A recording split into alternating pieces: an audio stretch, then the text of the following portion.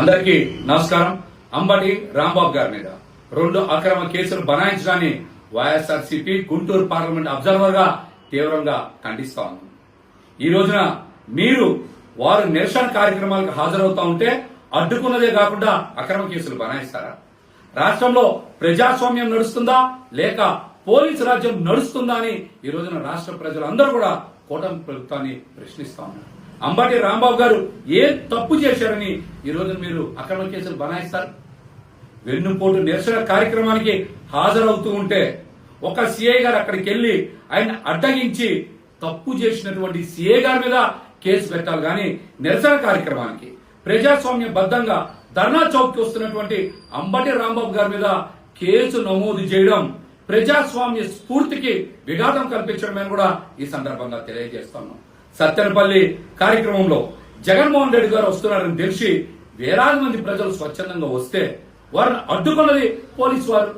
వారి నాయకుడి దగ్గరికి వెళ్లే అవకాశం ఇయ్యమని బారికేడ్స్ తొలగించమని అడిగితే రాంబాబు గారు చేసినటువంటి తప్ప. ఈ 2 ఘటనలో కూడా పోలీసు వారి ప్రమేయం ఎంత ఉంది, వారు ఏ విధంగా అడ్డగించారనేటువంటి అంశాలని రాష్ట్ర ప్రజలందరూ కూడా గమనించారు.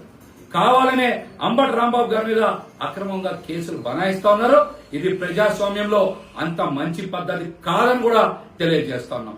అంబటి రాంబాబు గారి మీద మీకు ఎందుకు అంత కోపం? రాజధాని ప్రాంతంలో ప్రజా సమస్యల మీద బలమైన గొంతుకు వినిపిస్తా ఉన్నారనా? వైఎస్ఆర్సీపీ పార్టీ తరఫున కూటమి వైఫల్యాల్ని ప్రశ్నిస్తున్నారనా? కావాలనే ఆయన ఇబ్బంది పెట్టాలనే అక్రమ కేసులు బనాయిస్తా ఉన్నారు. ఇదంతా మంచి పద్ధతి కాదని కూడా కూటమి ప్రభుత్వాన్ని హెచ్చరిస్తా ఉన్నాం.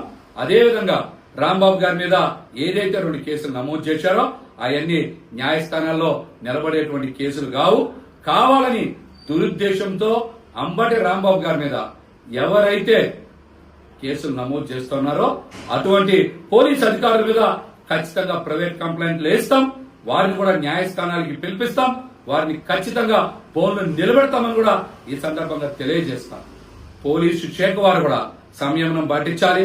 ప్రజాస్వామ్య బద్దంగా మీరు నడుచుకోవాలి కానీ ఏదో కూటమి ప్రభుత్వంలో మీకు ఆదేశాలు ఇచ్చారు, అందరి మీద కేసులు కట్టమని మీరు ప్రజాస్వామ్యానికి వ్యతిరేకంగా రాజ్యాంగానికి వ్యతిరేకంగా పనిచేస్తే న్యాయస్థానాలు కూడా ఖచ్చితంగా స్పందిస్తాయని, ప్రజలు కూడా మీ అందరి చర్యల్ని చూస్తున్నారని, తగిన సమయంలో మీకు బుద్ధి చెప్తారని కూడా ఈ సందర్భంగా తెలియజేస్తా ఉన్నాం.